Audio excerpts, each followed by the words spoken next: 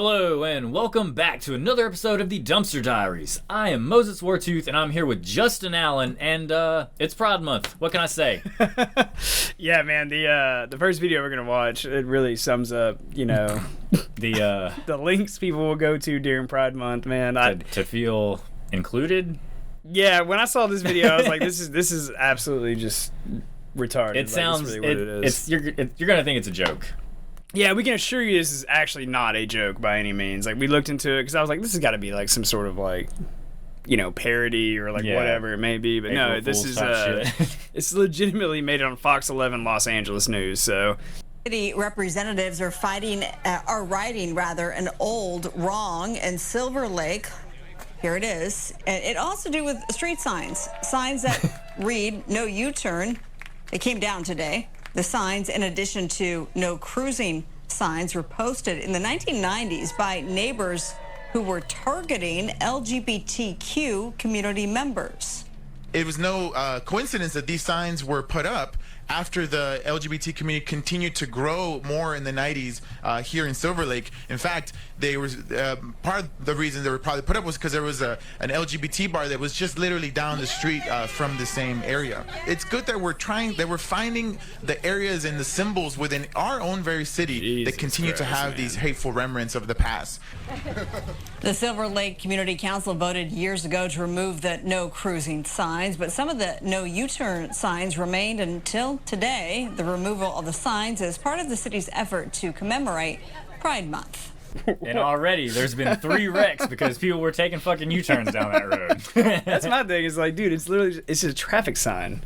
Yeah. Like, are we getting to the point where like a sign that says no U-turns, like that's like some sort of bigotry? I don't know, man. I mean, clearly we are getting to that point. I mean, but I'm just saying red lights are kind of starting to piss me off. I think they need to all be green. Fucking red lights. But yeah, man, that's like some ridiculous stuff. And they were like, what were they saying that those signs were put up by neighbors, by people in the past, like in the 90s, who were like targeting members of the LGBTQ community or whatever? They were comparing that to like the KKK burning crosses in people's yards. Yeah, like, it's like, I don't know. They just look like they just try to make traffic more safe down there. Yeah. I don't know. I guess they don't care about a safe community. Yeah, dude. Oh my god. And then, I thought they had like just like the most like diverse group of people in there, like taking down signs. They got like a drag queen in there, like, come on, take down that sign. Jesus Christ, man.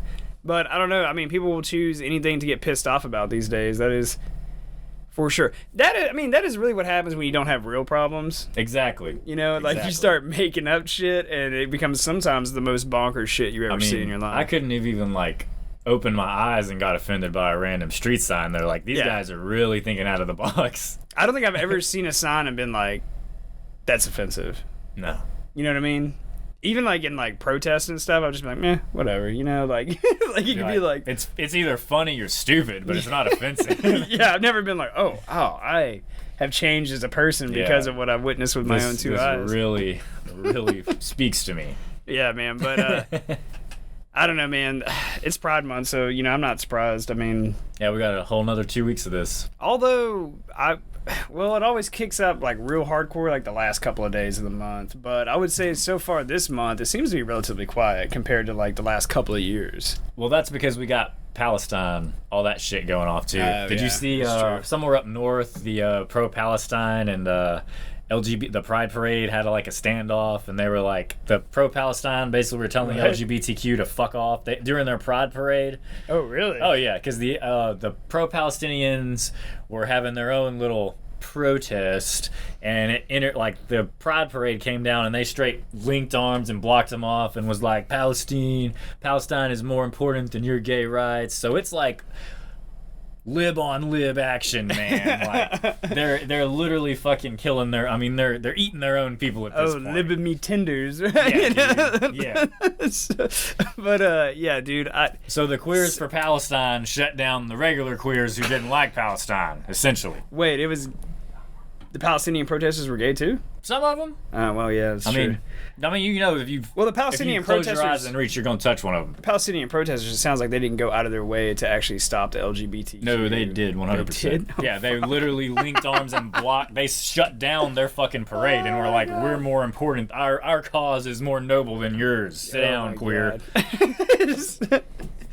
Shut up. Back of the bus, gay dude. Holy shit. It is funny when you start to see, like, really in any kind of ideology, when it starts to eat itself. Yeah. You're like, oh, okay, cool. I mean, like, you're starting to see that a lot with, like, liberals now and stuff. It is because their extremism knows no bounds. If I walk up and I'm like, yeah, I'm a fucking liberal, they're like, how liberal are you? How liberal are you, man? But, like, if you pay attention to, like, everything comes full circle. Because, like, 10 years ago, like, you would have never have seen, like, members of the LGBTQ community, like, marching, you know, in solidarity for, like, a Muslim nation, because literally, like, Islam has no tolerance whatsoever for that. I mean, gay people 10 years ago were smarter than that. Yeah. I don't know what the fuck happened to them in between. Yeah, that is something to actually bring up, man, because I feel like the old gays that I know, man. Nothing was wrong with like, them. They were normal people. They were usually, like, academics, you know, or, like, they owned businesses or something like that. Like, they were like, regular citizens of the, like, you know what I mean? They contributing I members had no of society. issues with those guys. Yeah. Like, I had no issues with those people. Dude, imagine how fucking hard, speaking of Pride Month, imagine how fucking hard you had to be, like, gay and, like, open about it? Like, yeah, like New York in the 70s or some shit. Dude, holy fuck, dude. You had to be a badass, dude. Because you know everyone was fucking with you. Hate crimes were a thing. And, like, New York in the 70s You had to be big enough like, to where you could fuck them.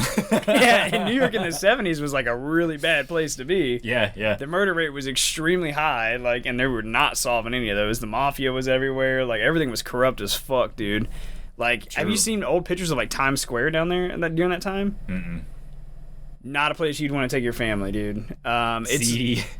it's like live sex shows, like peep shows. It's like porn shows, like strip clubs, nightclubs, bars. Like, there is nothing family So it friendly. was like about America's it. red light district? Yeah, there was nothing family friendly about that place at all, dude. And then eventually they ended up, like, shutting it all down. And now it is what it is today, you know. But yeah, man, it was Pizza spots and gay bars. yeah, it was a interesting place during that time, through the 70s and the 80s or whatever, man. So, but not a place you'd want to take the family on a vacation. You know? No pit stop after Disney World for these guys. Yeah, but you had to be a hard fucking dude back then, man, being gay. Like, Jesus Christ, dude. Like, the amount of, like, fucking violence and bullshit. See, that was back when, like, they really had a beef. They had, like, a genuine beef. I could see them arguing and be like, hey, man, like... They literally had a reason to be mad about stuff. Yeah. Like, because they were not equal. You know? And so now, I mean, because gay marriage has been legal since, how long? I don't know, a long time. It's been a long time. And it was voted on by the Supreme Court. Like, I mean, it is a federal law. No state can deny that right, you know? So then I'm kind of like, I what don't are give we a shit about it. Like, I'm like, what the fuck are we even talking about anymore? Like, you know what I mean? Like, that is true. Like, what are they complaining like, you about? achieved your goal. Like, the best thing to do would be shut the fuck up and move on. Yeah, like, it's know? not like they can be fired for being non-straight. And I guess you could throw in, like, the other, like, I don't even really want to call them sub-demographics of that movement. The rest of the alphabet type shit. Yeah, you know, like, which so, that's the, like, I don't know. I've heard, of course, it's probably right-wing shit, but they were like, the regular gay dudes don't even like the rest of that shit. They 'cause don't. It's just too out of control, dude, man. do you realize, like, how... So I actually have, like, several gay friends that are dudes, right? I mean, I know, like, lesbians and stuff, too, but I have several gay friends, man, and cool dudes. I mean, like, I know some that are, like, married, you know, to other guys and stuff. They're all, like, really nice people, and they're all really cool. But if you really get to talking to them, they are not cool with all that other shit. Probably because they fuck it up, like, the other fuck it up and give everyone like, a bad name, Yeah, dude. yeah, exaclike. And... You know, like, one guy was just like, dude, I'm a fucking school teacher. He was like... I don't need this shit. Yeah, he was like, He's like, of course they shouldn't have drag queens in fucking middle schools, like, fucking reading to kids and shit, yeah. you know what I mean? Or, like, discussing, like, gender identity to, like, elementary students. Yeah. He's like, it's fucking retarded. He was like, any logical adult with half a brain can see that, you know? But then it's also, like, we live in a world of everyone being super, like... offended by everything, and everyone's afraid to offend someone else, so no one fucking talks. You know, unless you come to Dumpster Diaries Podcast, clearly we don't give a shit because we just blast the truth out at you into the ether. So, you know, take that, bitch.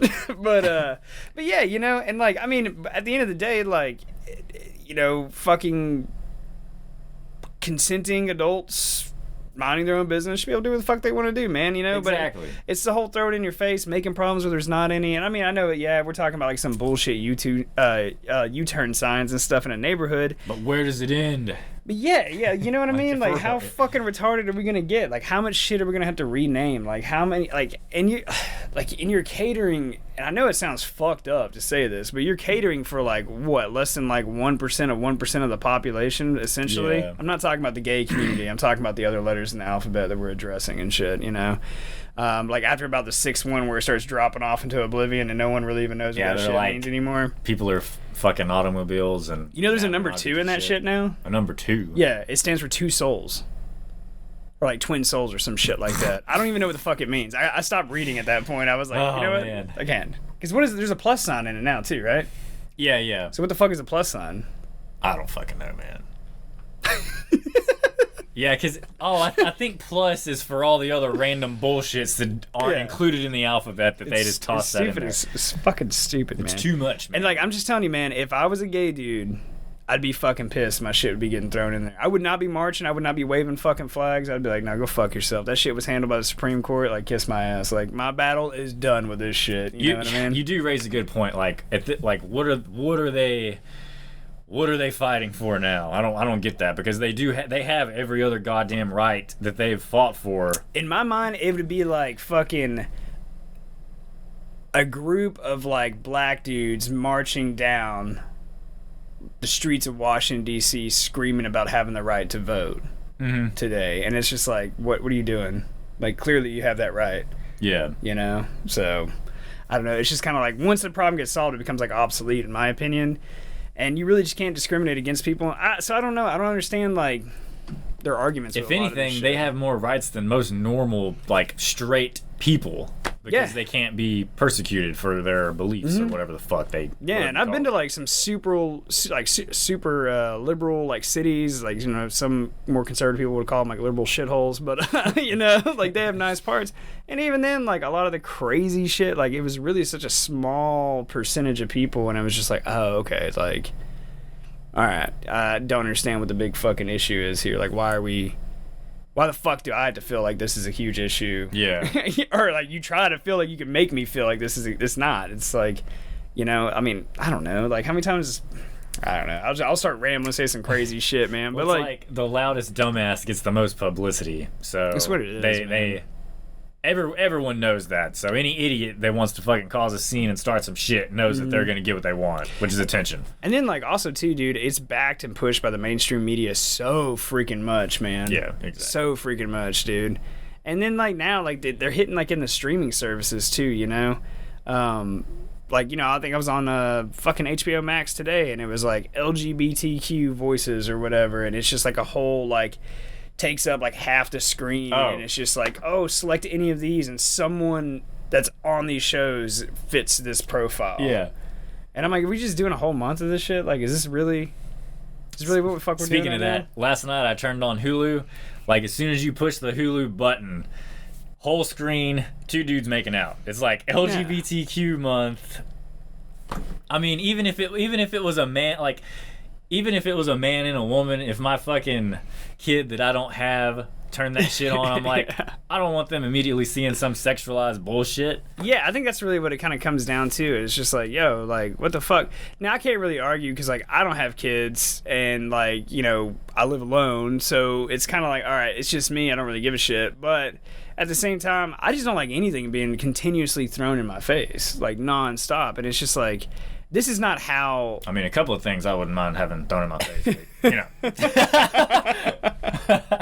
it ain't that. It ain't that. But, you know, and it's like, it's not even like any bigotry against the community and stuff. It's literally just like whiny bitches. It's like, just shut up. Yeah. Like, just shut the fuck up. Now, if something happened, you know, like if some member of your community, like, you know, say of, you know, I like to call them the Alphabet Gang, which I used to refer to the federal government as that until they started adding all these letters and this shit. So, like, now I just refer to these guys as that. But, like, say, like, a member of the Alphabet Gang in your local community, like, whether it be, like, you know, the street you live on, or, like, the city or town you're in or whatever, is a victim of a hate crime, then, like, yeah, you want to, like, protest or whatever. That's your God-given right. And there obviously, is that justified to some degree? Absolutely. But the reality is, like, just running around and screaming and bitching and complaining non-fucking stop stop. Look dude. at me, I'm a that victim. Shit Help me. gets old, and all that does is fucking breed resentment towards your cause, dude. Yeah. And people like, it's almost like the boy who cried wolf, man. At some point, people were just like, I don't give a fuck. Yeah. You know what I mean? Just shut up. I'm tired of listening to you. Yeah. So, and then I just think without the mainstream media, dude, and most like major like tech companies, like streaming companies and stuff, I don't think we'd ever really hear about it, man. Yeah. I don't think it ever would be a thing. Like once in a blue moon, you might hear about a drag show at like some bar somewhere, but that would be about the extent of it. You know, Like the old days. Yeah. I mean, they had drag shows like back in the day. I remember that shit. You'd see it advertised. But yeah, it they even wasn't have them in our town. Yeah. You know, Our which is like extremely super conservative redneck. Bible Belt redneck fucking town. Have you ever been to a drag show? I haven't. I've been to one before. Yeah, they're actually like a fucking entertaining. It's just they fucking get up there and do karaoke and shit, That's right? literally it's literally just like a fashion like show. a bunch and of they're doing, Celine like, Dion and karaoke, Janet Jackson and shit. Yeah, so and like it's like whatever, like you go with like a couple girls or whatever. It's kind of a fun time or whatnot. So, it's interesting as fuck, dude. Did you ever see? I saw Shane Gillis posted something one time. This is completely deviating off, but did you ever see the?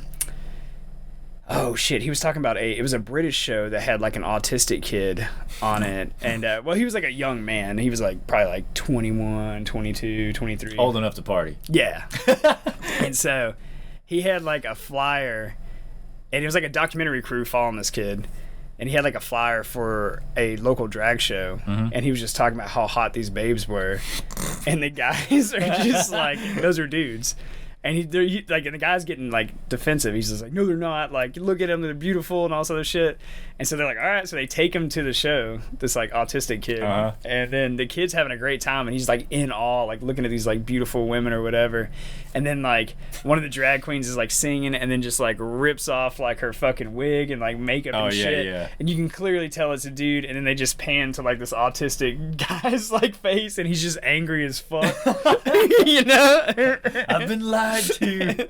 And then like the drag queen that has exposed himself as a dude leaves the stage, and then like more like drag queens come out, and they're like shaking their asses and stuff, and then it's like the autistic kid is just like, yeah, he's back in it, like completely He was forgot like, about that was one dude in that bunch. yeah, it's funny.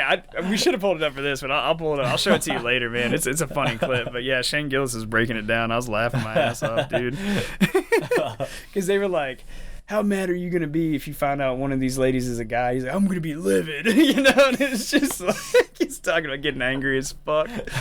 But I don't know, man. That's enough on a rant for the fucking Pride Month shit, I guess. I don't know. We keep going further. We're just beating a dead horse. But I guess essentially, like, our opinion about it is, It's too much, man. yeah, just stop fucking throwing it in It's your too much. face every fucking 2 seconds, because they do it all the time, nonstop. It's like, I don't want to fucking see that shit, man. There's a time and fucking place for stuff. And I'm kind of like, the older I get and the more crazy the world gets, the more I'm thinking about going back to old school ways where you don't talk about politics, you don't talk about sexual shit. Like, shit like that just stays in your fucking house behind closed doors. You know what I mean? Because I remember, like, being a kid growing up, dude, we'd have friends of the family I'd known my whole life, and I couldn't tell you if they were Republican or Democrat. Yeah. And then, like, now, that comes up in the first time you meet people. That's like along the lines of fucking CrossFitters and veganism. Yeah. Hey, I'm a Democratic CrossFitter vegan. What's up? Yeah. Yeah, something about people who do that kind of shit. I'm like, okay. Let's just put it this way. I've never met one person that does CrossFit where I was like, that's a cool dude. Right. Yeah. And I've never met a cool vegan either. I'm trying to even think if I've ever actually met a vegan. I met a few in my day. I traveled in some weird circles, my friend. I try to distance myself from that stuff, man. I try to keep in my little shelter. You're over here like a hermit. I'm like a social butterfly, dude. Yeah. I got all these weird friends all across the country. Like, I've been in like hippie drum circles. I've done some shit out there, man. I know what's up. Met some fucking vegans. Known a few pagans out there. This is shit like that. I hung out around a lot of carnivals and stuff too when I was a kid, so I don't know, it kind of exposed me to some weird shit out there. But anyway, man, fuck it. You want to move on to our next subject? Because we beat the hell out of that fucking topic for 20 minutes straight. But I guess fucking street signs can't be racist, in my opinion. I don't know. You know, like, you know. If you get offended by a bigoted, I don't know. U-turn, shut the fuck up. Yeah. But on to our next topic. Yet another interesting thing for somebody to steal.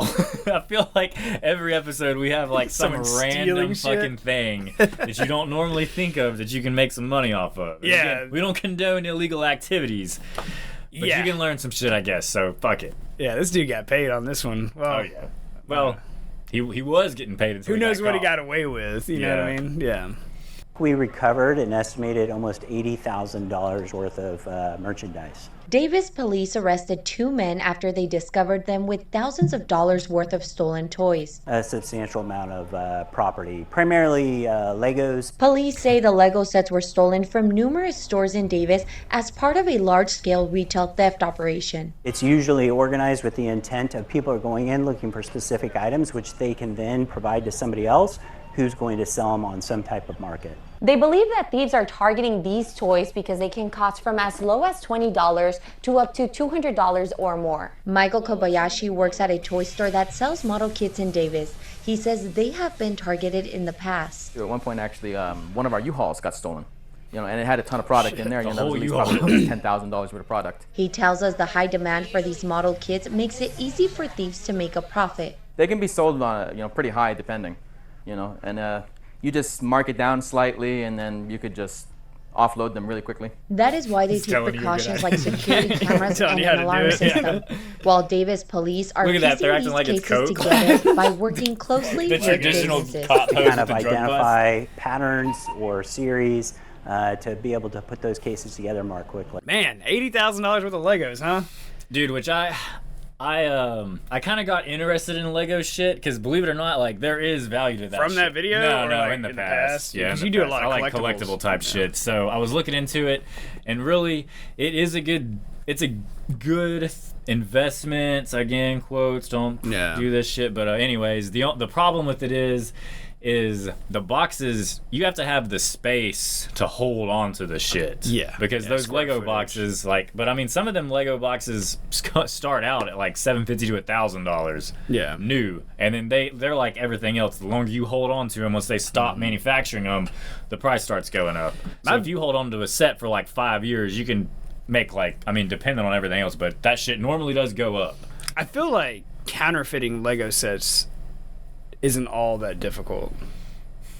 I don't know. Again, it would. You know what I mean? It's not like, because you can print a box, you can, you know, cellophane wrap that shit. You can get the fucking manuals. You can get those printed. That wouldn't be too bad. And then it's like, all you need to just, I don't know. I feel like I always worry when it comes to collectibles. I always worry about counterfeit stuff. That's why I don't buy like autographed stuff or whatever. Like anything that I have that's autographed by like a sports figure or whatever. I physically gave it to them and I watched them do it. And it's like I don't really intend to sell it. It's just more like I have that thing, you know. But like I know you dabbled in trading cards. I feel like trading cards would be hard as hell to like counterfeit. They're not. I mean, Really? but you like they're hard like to the trained eye, they're hard to fucking counterfeit. Like normally, if you know what you're doing, like I feel pretty fucking confident with about 85% accuracy that I could tell a fraud from a real. Yeah. But I mean, Shit, maybe you should look at getting a job doing that, man, because I know that's like really up your alley, dude. Like they don't pay very good. Really? Yeah. And you got to move to fucking. They only have like Los Angeles. Yeah, dude. One of them is in fucking California. It's places that I don't want to fucking go. Yeah, it's and like even then they don't pay shit. for L.A., the price. Chicago, New York. Yeah. You know, it's like fuck. I don't want to go to any of these places. Exactly. But yeah, man. I mean, like the Lego shit, which they said it was like an organized crime ring. So I'm assuming that they have. There's somebody that knows Lego, and he's like, all right, go in there, get these boxes because they're gonna be worth the most, and then he knows how to resell that shit easily. And they were jacking trucks. That's what he said. They stole a whole U-Haul. So that just tells me there's an inside guy. Probably, yeah. He's like, hey, they got a shipment coming in, or they're moving product from point A to point B at this time and date, or whatever. Because it's always, based on everything we've ever covered, there's always inside people to get that information and stuff, you know. So. Because what crackhead is gonna sit outside of a fucking hobby shop and just monitor that stuff for months on end and be like, all right, now's our time, call it in. I don't know, man. The drugs around here are getting pretty fucking crazy. So who knows, man? You're like, I've been moving bricks. Shit, brick. Yeah, Lego bricks, man. It's like theft. I mean, because like where we're from, like it's not a. I think we talked about last episode. A lot of it's like property crimes and stuff that have happened. And just straight gun violence. Yeah, but I remember when the Oxycontin was going around and shit, and then they were restricting that, prescribing it or whatever. They were really pushing down on like hunkering down on like pharmacies, like, hey, stop giving this shit away like candy and stuff, and doctors. And I remember in our town, it was I think it was a Walgreens pharmacy, and anyway, there was a dude. He was just like hard up. I think it was Oxy, but he was hard up to get some shit. So this motherfucker like put together like a heist to break into this pharmacy and like steal some pills. And so he scaled the side of the building like after hours, climbed on the roof, and then he literally cut a hole through the roof. And then he collapsed through, and then like basically the distance from like the floor to like the ceiling, he couldn't get back out. So he just had to stay in there and wait for the cops to like come and like fucking find, or like the morning shift to come in and find him and then call the cops. Whenever they found that dude, he was high as shit. Oh, I would have got fucking loaded if I would have been that dude. I'd have been like, fuck it, whatever, dude. Yeah, that was in our town. We were kids when that happened, man. But I remember that like very, very vividly, seeing that on the news. I was like, holy shit. But I don't know, man. Anywhere there's a chance to make some profit, dude, there's gonna be thievery amok, dude. And the older I get, like, the more I just don't like a thief, man. It pisses me off, Like, I know when kids do dumb shit, like, if I see a kid doing it, like, as a teenager or someone who's, like, 18, 19, 20, I'm like, yeah, you shouldn't be doing that. It's dumb shit or whatever, but it's like, okay, like, you're just a fucking idiot kid. But when I see, like, a 40-year-old dude doing something, I'm like... a 40-year-old dude doing, he's on drugs. I'm like, dude, he's either on drugs or trying to get on drugs by stealing. Yeah. I'm like, come on, man. Like, what the fuck, Yeah, if you're property theft, I don't take kindly to that shit, man. Yeah. But if you're robbing a Walmart, I ain't gonna say nothing. I'm not gonna lie. I'm just gonna go on with my day. Get my avocados and go home, man. Yeah, there's definitely a double standard there for me too. It's just like if someone's house gets robbed, I'm like, oh, that sucks, man. Like, what the fuck? Yeah, like that motherfucker. Yeah, but then like if someone robs like a fucking like Walgreens or like chain a retail business or something, Costco, I'm like, come on, whatever. I don't scan everything. No one does. Fuck it. They got good insurance. Yeah. What's that shit called? Slippage? I think that's what they call it. Spillage. Breakage. It's not breakage. It's either slippage or spillage. Anyway, whatever. They just write off a certain percentage. Yeah, it's their term for losses. Yeah. Or theft, whatever. But yeah, speaking of the self-checkout, like scamming shit, like a lot of people won't scan everything or whatever.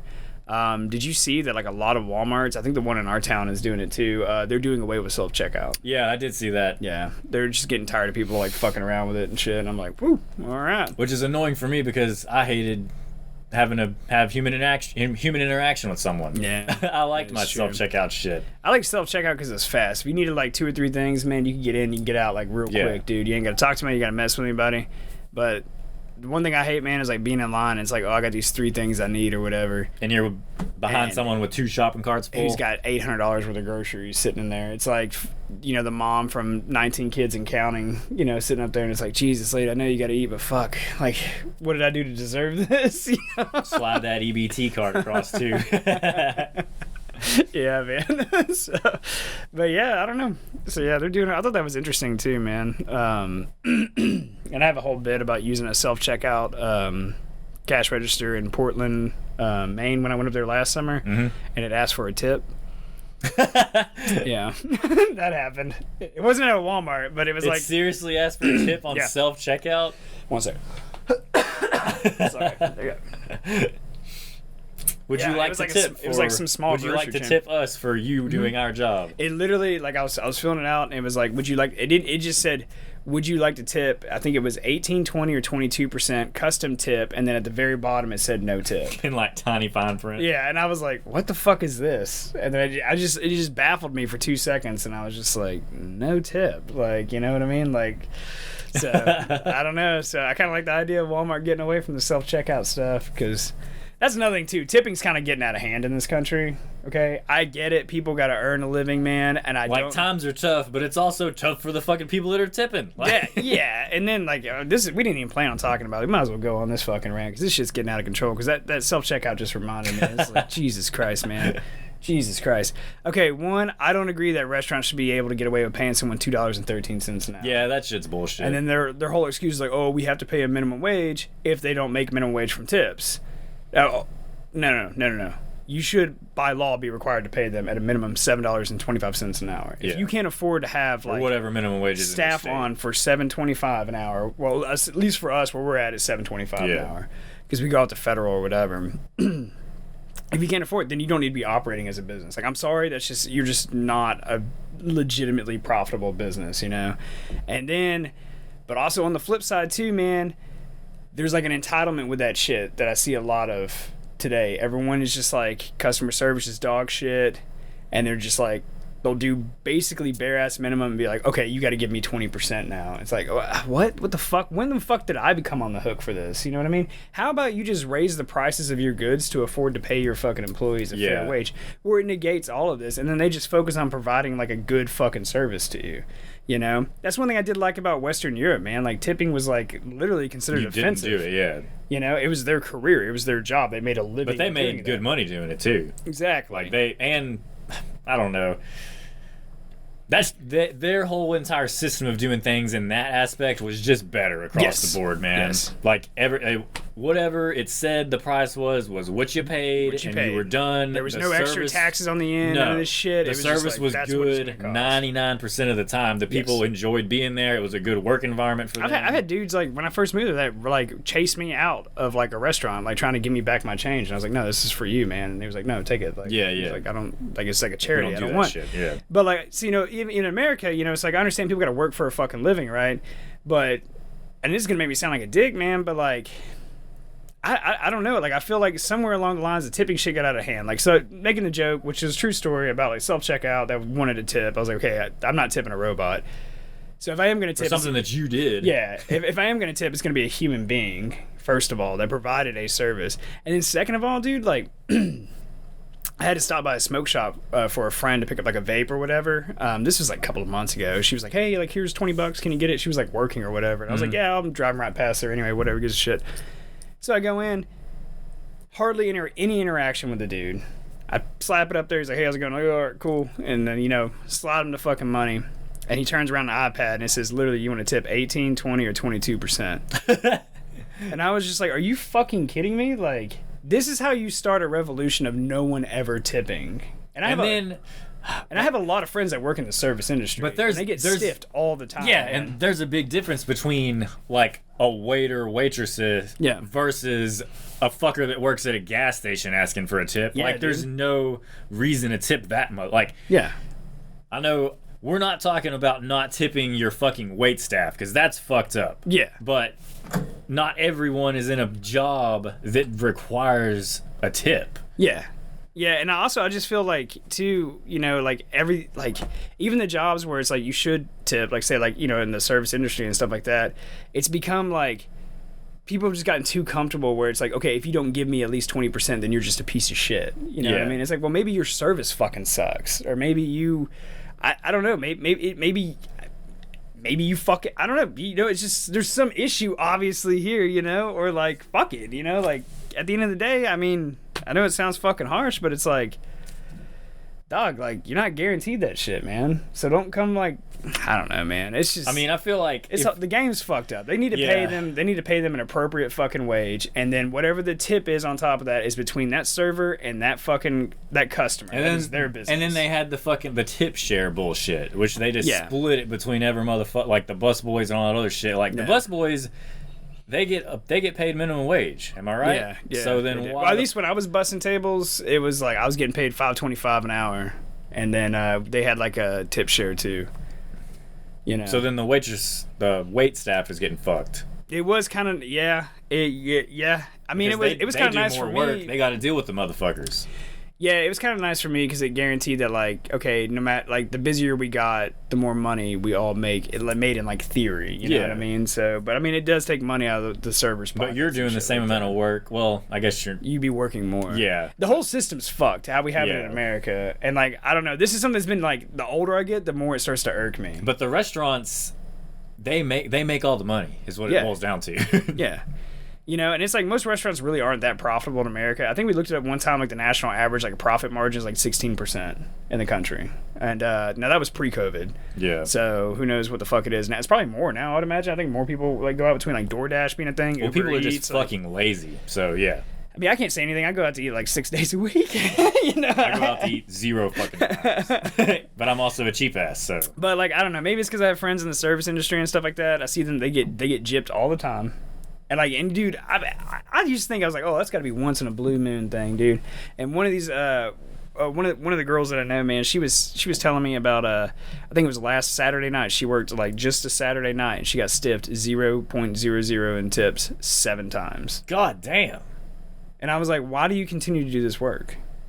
You know what I mean? Like, I don't know. I mean, I get it. Like, when it's good money, it's fast, and it's quick, and you're getting paid out right there at the end of the night. You know what I mean? But on the, flip side, god damn, you know? But, like, I don't know. Obviously, they got to earn a living. They got to provide, like, a good service on top of it. But at the same time, it's like, I feel like at some fucking point, these restaurants need to be on the goddamn hook. They do. They need to have. You know they need to be responsible for what the fuck's going on, because they know what they're doing, and they're getting away with it. Yeah. But unless there's some... I hate legislation, but unless there's something that comes down that's like, you have to do this, they're never going to do it because they would be losing money. It makes you wonder why and how have they gotten away with being able to do this for so long? Because this has been a thing since we were teenagers, since before we were even able to work. Yeah. Because, like, I mean, we got our first job together sacking groceries, but my second job, I was making pizzas in a restaurant. And I was, like, waiting tables or whatever. Because at least at that time, they didn't serve alcohol, so I could do it under the age of 18. But, But I don't know. I mean, that's how it was. Like when I clocked in as a waiter, like it was $2.13 an hour, you know. And even I was like, this is fucked up. But I made good tips. I was really nice to people. I memorized people's orders, so when they come in, I'd be like, oh, like, hey Joe, is it the same? Like 10-inch pepperoni, like blah blah blah. You know what I mean? Like, and they like that, and they were receptive to that. But you know, I don't know, man. But like at some fucking point, we need to do a deep dive into that shit and figure out like where all that came to be and how is that still like in effect to this day. You know what I mean? Who did it? Yeah. Who's responsible for this shit? Because we've clearly been to other countries where this shit works phenomenally well. Yeah. Everyone is much more happier. Yeah. And there's no this weird pressure at the end of tip. Like, if you got bad service, you got bad service. You just don't go back. You don't sit in that dude's section. You know what I mean? Yeah. Like, you're just like, all right, like, I'm done with it. Like, you know, or whatever the fuck. But... you know, like here in America, like there's always like pressure to tip. Like even if it's shitty service, it's like no, you still need to you got to do something. 20%, or you're a piece of shit. I'm the piece of shit. Like, you know, I don't think I'm the piece of shit. 30 minutes for a fucking cup of water, man. Dude, we probably just lost like 50 subscribers because like wait staff or something. Like fuck those guys. You know? I mean, I tip wait staff. There's a difference between people who deserve a tip and just fucking people who are asking for a tip who don't do shit. All right, I guess that's our main point. Is like, okay, like give credit where credit is due. Yes, you know, and definitely don't tip robots. Okay. Yeah. Because that's gonna get out of fucking hand real quick, dude. And they're already gonna take our jobs. They're gonna ask for tips for doing it, man. Yeah, no shit, dude. Oh my god. But I don't know, man. It's just it's strange times we live in. That's just something I've always been curious to, you know, as to why it's been a thing and why it continues to be a thing. And I'm kind of surprised, considering this is episode 53, that we haven't actually dove into that subject yet. True. I mean, there's always just so many interesting things to talk about. Because everyone's pissed off about that issue. The customer is pissed off. The people who provide the service is pissed off. Like the restaurants are like the only ones that are quiet because they're like fucking. They're making the money. They're hoping nobody pieces this shit together, you know, and like teams up on them and starts voting, you know. But I don't know, man. We're living in some fucking strange times, dude. So I mean, June is always a strange month anyway, but considering it's 2024, it's an election year, we just never run out of new shit to talk about, man. No. So this next subject is, I thought it was interesting. I know you got like some history with some of this stuff. No, not doing it like this. But like, I wish. Just dealing in cryptocurrencies. So, but this home in Dallas, holy shit, man. This was a operation from hell, dude.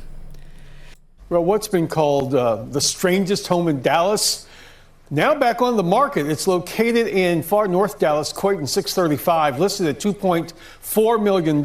It, however, has no kitchen, no bedrooms, one tiny bathroom. 5,700 square foot house was originally built in the 90s to disguise an AT&T data processing center. James Grover actually bought it 3 years ago, turned it into a data center and Bitcoin mining facility with the state-of-the-art technology inside. Who would be the perfect buyer for a house like this? So the perfect buyer for this is somebody obviously in the technology field. Yeah. I mean, what if you bought it and had no clue how to operate any of that stuff? Well, that's not good. Mr. Grover says this technology will be included in the sale price. It will be operational from day one, which is why apparently there's been quite a bit of interest in this. What's creepy? Damn. So there wasn't anything illegal going on about this. No, it's just odd that it's in like this a regular subdivision, uppity, nice subdivision, and it's just like looks like a total normal house. You go inside, it just looks like some fucking high-tech Bitcoin mining facility. Shit, basically people are still mining Bitcoin, man. Fuck yeah, man, that shit's expensive as fuck. Yeah, I remember back in the day when it was like super easy. Yeah, you could just do it on a laptop. Well, back then people were spending like 4 or 5 coins on fucking pizzas and shit because it was totally valueless. And now it's like, I think it's like $60,000 or some shit now. Dude, I saw something fucking crazy the other day, right? It came across my feed. I think it was on Facebook. Freaking, it was a reel. And it was about this dude. It was like one of those like, you know, those like $1 million home shows or whatever, like where, you know, some couple's trying to buy a house and they'll show like 5 houses, like these nice houses or whatever. It's like some HGTV shit or whatever. Yep. No one really ever watches the stuff, but for some reason I binge it from time to time. But my grandparents watch that shit. I'm not gonna lie. Some of it's interesting. Some of it is. I'm like, that house sucks, and it's like $3 million. I'm like, okay, yeah, you can never fucking afford Half that. time I'll see people that are like younger than me, and they'll be like, okay, we're prepared to spend like $2.1 million. I'm like, where the fuck did you get $2.1 million, dude? You know? And they have like the stupidest fucking jobs. Like, they're like, I catch butterflies, and my husband here is I don't fucking know, man. He stamps leather belts. Yeah, like, for a living. It's like, what? We're looking for a new home on Malibu. He's an avid archery enthusiast. It's like, what the fuck? But so I saw a reel, man, and it was like basically it was like a clip of this, and this guy was like buying this like fucking nice, I think it was like a luxury like condo, like apartment in like New York City or some shit. It was like $1 million, right? And the guy was like, okay, I'm gonna put up like a couple $100,000, and he was like, and I'm also willing to offer 50,000 Bitcoins.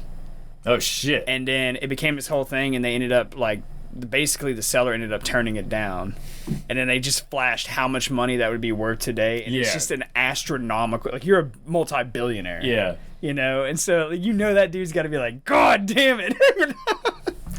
I mean, I don't know. I mean, he could have taken it and then just sold it the next fucking day and still didn't had shit. Yeah, so. Still would have been all right. I don't know, man, but but I mean that. My first question, anytime you see Bitcoin miners, you're like, how much electricity does that shit use in a month? Because normally it's expensive as fuck. I got a good buddy of mine who has a degree in computer science, man, and this was way over my head, but because I'm just like a fucking idiot. But so I'm sitting here, you know, just like listening to him talking. He's talking about Bitcoin and Bitcoin mining and all this other stuff, and he actually talks about how much of a scam it is. That he has a theory that it's actually propped up by like some tech giants, and the whole reason behind that is for them to push more of their products, like more of their drives, and like more of their fucking chips and graphics cards, all and that shit. Yep. And that's really, he said, if you really start looking into like the explosive price of that stuff, he said that's where they're making the money. They don't give a fuck how much a Bitcoin costs. They were like, that's just, who gives a shit about that? He's like, because the coins will change over time. He said in 10 years Bitcoin may not be the leading one. You know, it could be Ethereum, or it could be Dogecoin, or Monkey Jizz might come back for another round, you know? That fucking scam. Yeah. You know? But I don't know. I think it's like everything else, man. Like, normally, if you have a major operation, you're pushing money. But if you're like just the average fucking Joe who can afford like 2 miners that cost like $5,000 and you're running a $600 electricity bill, you ain't making shit. Yeah, because like whenever they crack that coin or whatever, it doesn't guarantee that you're going to get that coin either. So then you got to get into the mining like pools. Percentages of it. Well, if you get into the pools, you know, and then you get a percentage of it, but then even then you're trusting other people too, you know, and it's just like, I don't know, the whole thing, it seems super scammy, and I'm like... And then now with America's price of electricity, yes, tough. Now they have those goddamn Chinese factories that are fucking cramped, but they have like multiple warehouses just busting that shit out, and they're making money. But again, that's on a major scale operation. You know, I actually read something that supposedly the 4th largest holder of Bitcoin is the United States Treasury. Yep, you're right. Yeah, because they fucking confiscate that shit and then back themselves up with it, man. It's fucking bullshit. It makes you wonder, what are they planning on doing with all that shit? I mean, from a strategic standpoint, it makes sense to have some of that shit sitting in your bank account. Well, that's you know why they haven't outright banned the shit. Because remember back, like they were talking about pre-COVID, they were like, we're like, this is dangerous stuff, guys. Like, this is unregulated. We don't know what's going on. And then they started getting their fucking hands on it. They're like, you know what? Maybe this shit ain't too bad. They were like, we can start funneling some major goddamn money with this shit, and that's exactly what they do. I mean, I remember when it first came out, and I owned a few, and like, I mean, we were trading in them a little bit, you know, made a little bit of money, nothing too crazy. Like, you know, I think over the period of like several years, I think I made like $4,000 when it was all said and done, and that was like half a decade of fucking around with it. But which I never owned like a large amount because I was like, I don't know. I was more of like a stock guy. I was like, give me my IRA, let me like invest in like Apple and Google and things like this, you know. But like, I don't know, Bitcoin, I didn't really trust. I was relatively reckless with it. I was like, you know what? I remember that. I wasn't gonna say anything. I was like, shitcoin, give me a fucking 1,000 of them. I don't care. Like, let's do this shit, man. Yeah, dude, you were going fucking hard on the paint, dude. Because I think at one point, I don't know, that's your story to tell. I don't know how much you wanted to divulge, man. But at one point, you went fuck it. I was even like, dude, if this doesn't work, you realize you're basically homeless, right? Yeah. Yeah, I remember we were in. I called you. We were in Louisiana, dude. We were gambling. We were at a fucking casino. You and our mutual friend. Else. Yeah, y'all were gambling. I think you just got out of the military, and I was calling you, and I was like getting out soon, like within like the next year or something, or like inside of a year, and we were just talking plans, and then. And you and I would always kind of talk money, and I was like, hey, did you hear about this shit? And you're like, motherfucker, I'm in deep. Yeah. And you're like at a blackjack table, like, you know, just drunk as hell. And you're like telling me how much you were like, this is my whole life savings. I was like, I'm either going to do really good or just get fucked. But I'm happy to say I sold out in time. I didn't get fucked. I ended up paying for some shit. I built a small little nest egg for me to like propel the rest of the shit I needed to get going. So all in all, I didn't fucking lose out. So I got lucky. I will say that. Yeah. That was a wild time. Did I make the wisest decisions? Absolutely not. But I didn't fucking lose my ass. So at the end of the day, that's all you can really hope for. It was a wild ride when that shit was going on. Yeah, too, man. Dude. I remember like, watching that shit to be raising up like $4,000 a day on one fucking thing. Like. It was just insane. Like, but at that point, like my eyes were just glued to the fucking screens the whole time. I know a guy. Yeah, and that's why like this last year I've cooled it in the stock market too, man. Because when I was like day trading, like flipping shit fast, like I had no life, dude. That's all it was, 24/7. Like it's addicting. It was like a few hours before the market opened, while the market was open, a few hours after, and the next thing you know is like, oh, I've spent like 12 hours sitting here doing this. Refreshing. Yeah, you know what I mean? And then it's like I'm doing this 5 days a week, and then on the other 2 days of the week, I'm actually just reading news. Yeah, preparing for the next week. For the next week, yeah. It just never really stops, you know? I mean, like, I did all right with it. Like, I mean, there was times like where like it really floated me, and I was like, cool, thanks. And I mean, there was also times where it wasn't so good. And I was just like fucking driving on the freeway, getting on that overpass going, what if I just bank it to the right real quick, you know? But whatever. You know? But yeah, man, I knew a guy, I think I told you this story. I knew a guy that liquidated his entire, his entire 401k or like IRA or whatever, his retirement. And then he threw it all in Bitcoin. When it was like $62,000 a coin. It was like right at the peak, man. It was like slammed down to like 20. And I had never seen someone be so fucking crushed and broken in my entire life. And he was like on the level of Alex Jones. Dude, this guy did not tell his wife, did not tell anyone in his family. I was like, what? The more he was telling me that, I was like, bro. He was like, I don't know what to do. And I told him, I was like, look, man.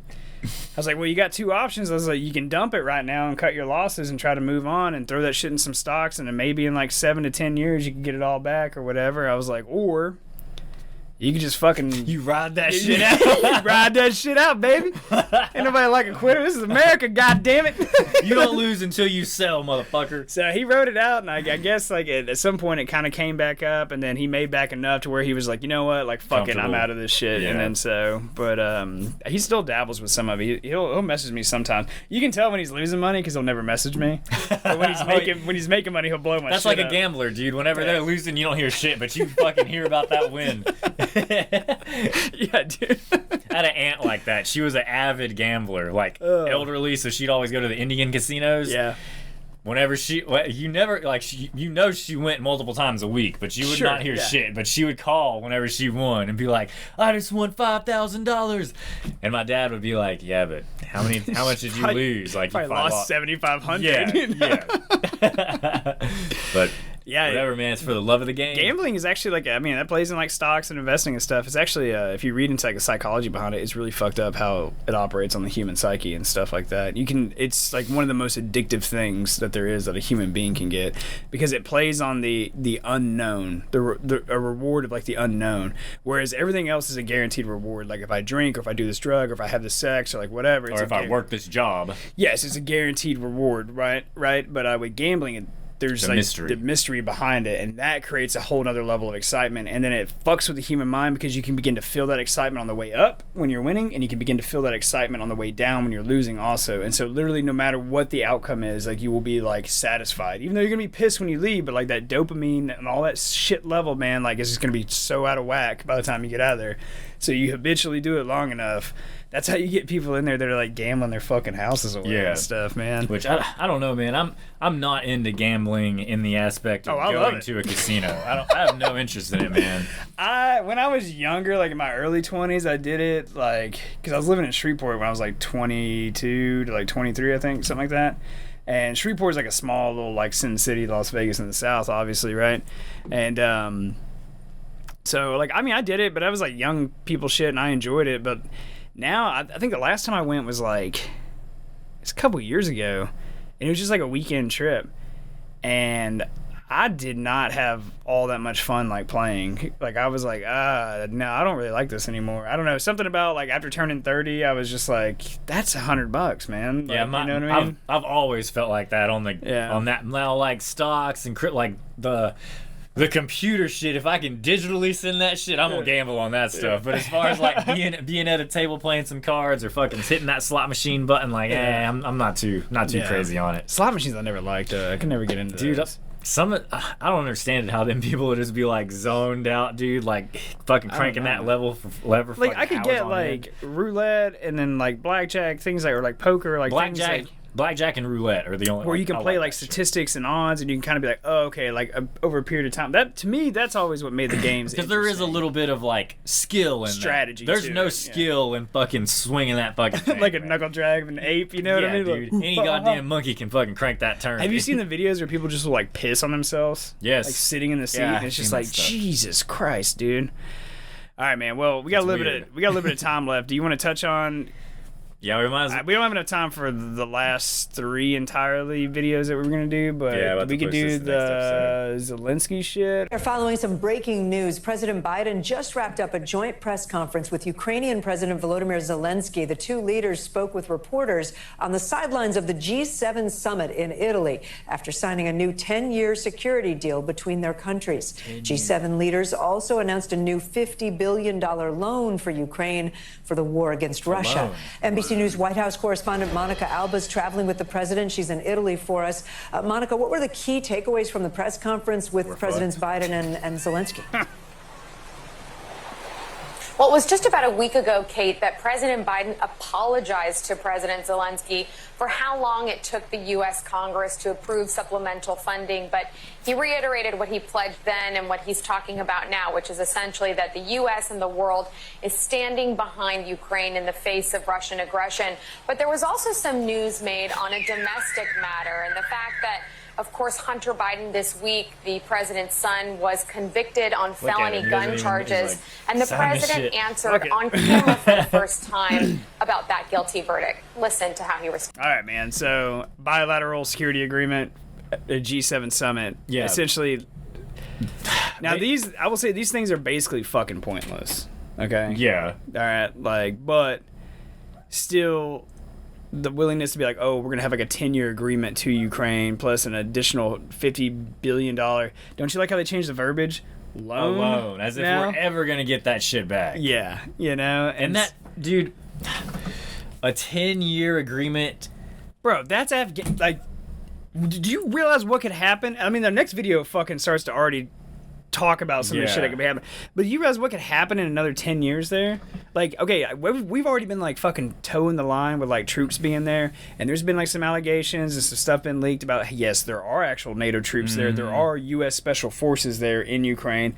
I got no doubt that shit's going down. And Biden gave Zelensky permission to use U.S. weapons in Russia. Yeah. So we have on the offensive. Yeah. Like, not even as a defensive measure. Go into Russia and use our fucking weapons. So he's like, it's almost like he wants that shit to kick off, man. Like, it really is, dude. But, I don't even know, dude. And then now they're like, we're paying for those 3 nuclear power plants too. You know, Russia's gonna come in and take that shit. Dude, $50 billion. How many hundreds of billion have we already given them? So if you think in 10 years we're only gonna do another $50 billion, you're fucking stupid. Yeah, it's literally Afghanistan 2.0, dude. Yeah, that's what it's gonna turn into. Exactly, man. You know, and we're just gonna be fucking there, like.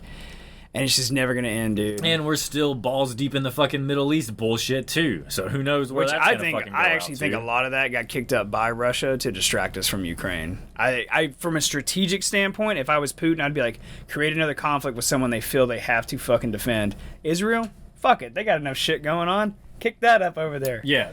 You know, because I mean, Iran was attacking them. Iran's a huge ally of fucking Russia, right? Hamas.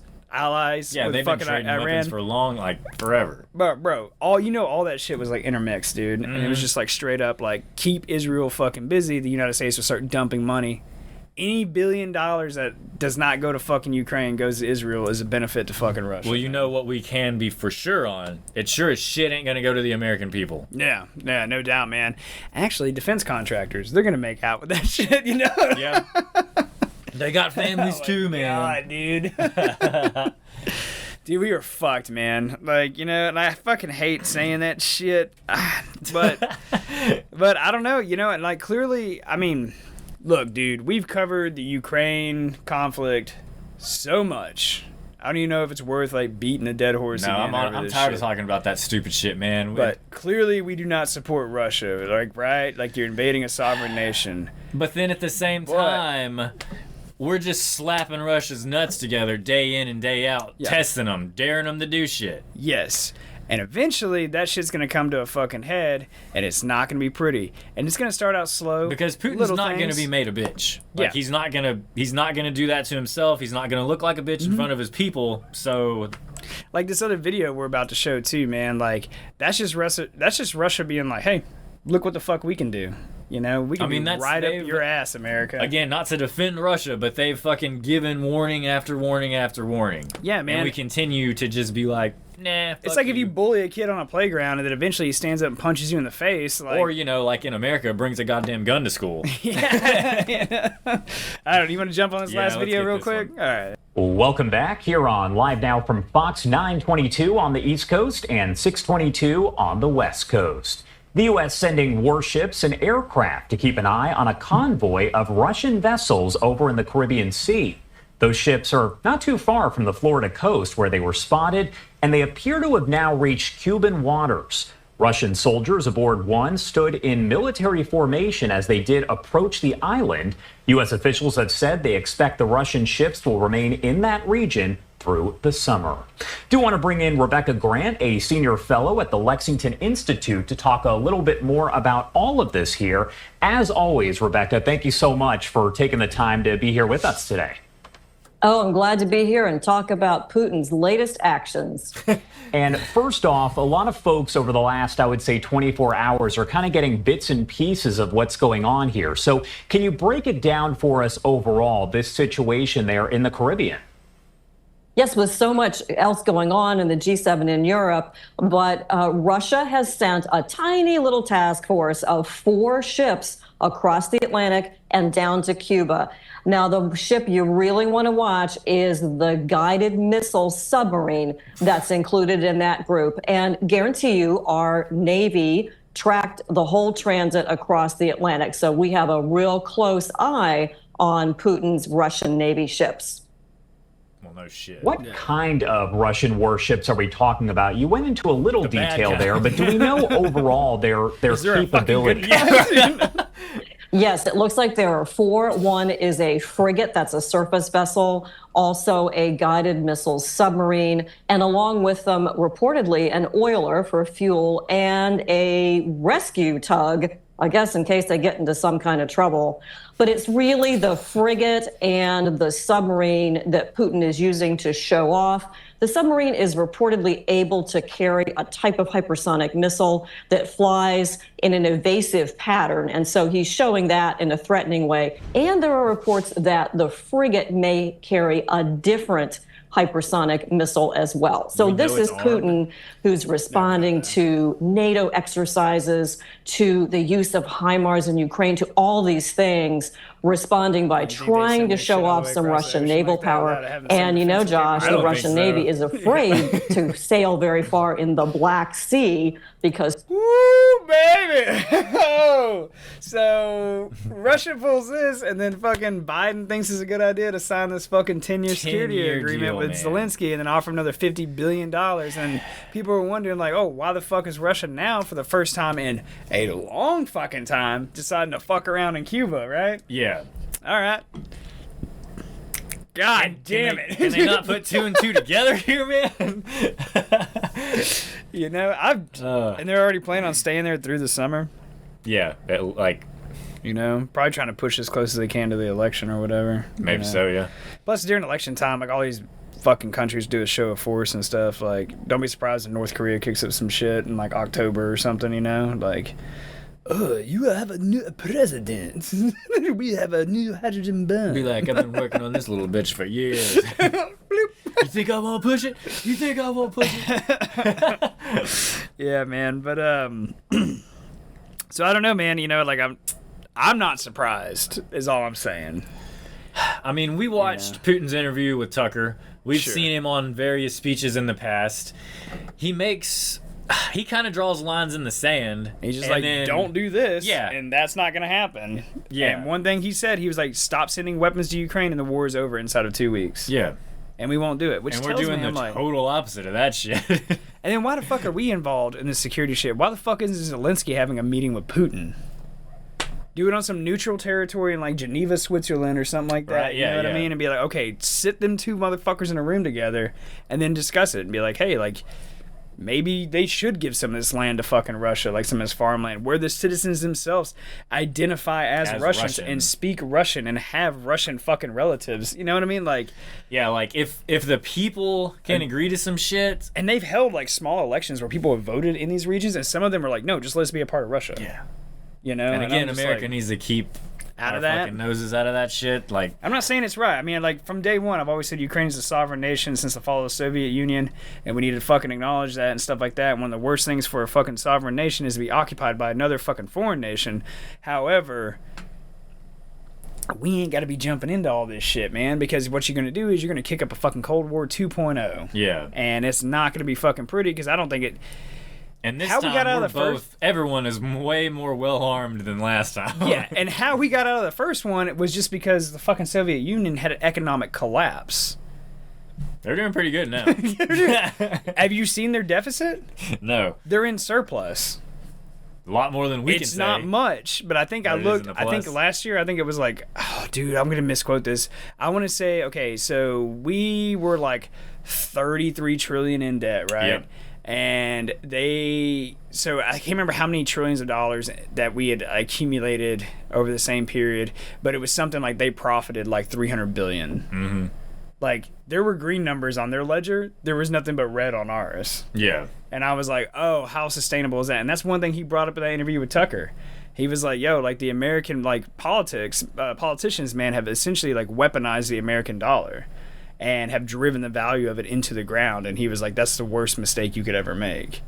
And fucking China, like, they're trying to band together and stop using the fucking dollar as the world currency. They're trying to create a new, like, basically, when we were talking about doing the Amero, they're trying to do that shit between like, what is it, the BRICS or whatever, where it's like Russia, Iran, China, probably North Korea, a few of them, yeah. You know, so yeah, they're trying to box our ass out. Yeah, dude, and so that's, I don't know, like, man. That's how we end up a goddamn third world country.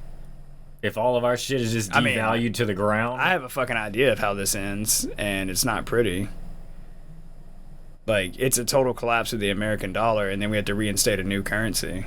And Bitcoin. then we lose all credibility with all governments across the world. I mean, we're already printing more money than we have in the reserve, like, to back up with gold. There's no way, and I know I talked about it before, man, but when I took no, it wasn't Western Civilization. It was a politics class. Fuck, I can't even remember which class it was.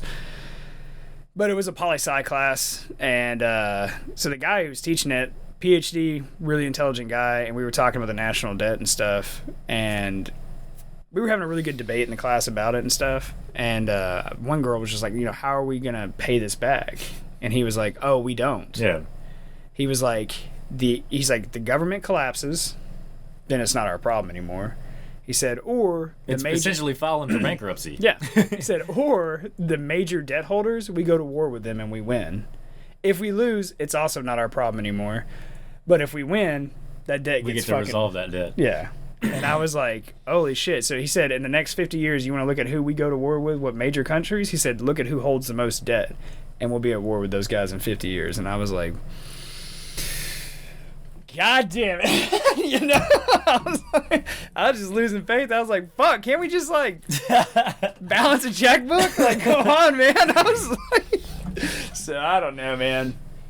But I mean, when you look at it, dude, like, we have, there is no hope to ever repay the debt.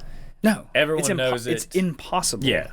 And then the biggest bullshit argument I hear, they're like, you know, the American assets are worth over $200 trillion. Dude, okay, these assets you're talking about, let's just say the military, for example, like the military industrial complex, okay? Like that, like 99% of that equipment that we have is like rusted out pieces of shit that barely even function, dude. Like, planes crash, helicopters crash all the fucking times. The trucks we use, like I drove trucks that were like literally had floorboards rusting through them. Yeah. And I'm like, how old is this thing? They're like, oh, we've had this since like 86. We probably got another 10 years left. I'm like, dude, it's like 2020. Like, what are we doing here? You know what I mean? Like, at some fucking point, like, we print money at an exorbitant rates. Like, why can't we get new shit that actually fucking matters? We're giving it to other countries. They'll be like, oh, we're developing, like, some new fucking aircraft. Like that shit show with the F-35. And they were like, well, fuck, these things can't even fucking fly. And then we lost one. You know what I mean? It's like, dude, what are you talking about? It's like, can I just get a fucking four-wheel drive truck to, like, move this equipment down the road without fucking dying? So, I don't know, man. I mean, there's a... Well, plus, like, all of our industry and all of our factory work has been outsourced to China. We don't have near the, like, facilities and shit that we used to have that would have been worth something. Yeah. Like, all of our industry, we don't even fucking do it here anymore. Yeah. I just think we let a lot of our assets go on the wayside and fall. Or just straight up And then lose if you them. want to talk about, like, if you really want to talk about that, so say the 200 trillion is right, that'd be roughly about 15 to 17% of our national assets you have to sell off just to break even. Mm-hmm. That doesn't sound like a good idea either. You know what I mean? And who the fuck's gonna buy it? Oh, that's a good question. Because who can afford to buy it? Yeah, but yeah. Those are not the names you want buying that shit. No. It would be like Iran has decided to buy 17 Air Force bases. Like, Yeah, okay. dude. You know, I think we just need to start putting other countries on the hook. They'd be like, if you got us in your country and we're defending your shit and we're doing it, you pay us. We don't pay you. Because all those bases overseas, we lease them out. We pay them. Yeah. That became very abundantly clear to me when I was in Germany. Like the small base that I was at, I want to say it was like $250 million a year is what we gave the German government. And we defended all their airspace. We did all this other shit. And that's just for the one base, yeah. correct? Yep. Yeah. And it was like a really small base. You know what I mean? Like, how much do you think they pay for Ramstein? That has 80,000 people there, dude. That is insane. You know, I don't even want to see that bill that comes around every year. And that's even an allied country, man. We were paying fucking Afghanistan when I was there, dude, which really pisses me off. Yeah, man. And so I just think that needs to be flipped around, dude. We're paying you for us to defend you guys, and then we're gonna like, dude, that. It's fucked. Everything. It's fuckery, that whole man. situation is fucked, man. So I don't know. That's also why I think this next election is going to be one of the most important elections we'll ever see in our lifetime, man. But will it be fair? I don't know. That is the dude. question. I don't know. That is the question. We didn't really even get into the election all that much. Though. We didn't. We'll have to nail it later on. Yeah, I mean, we got another. Because that shit always comes up, man. We got what is? We got another. I think we got another episode before. Yeah, we got one more episode for the debate drops on the 27th, because the debate's 27th, right? Yeah. Okay. Yeah, we got another episode. Fuck it, we'll just go hard on that one because they created some interesting rules for that one, and I actually kind of like it. So we'll see if it pans out and if they're actually fair. But hey, you know what, man? As always, dude, I'm all about being optimistic, man. At the end of the day, that's all we've got. It's gonna work out. Hang in there.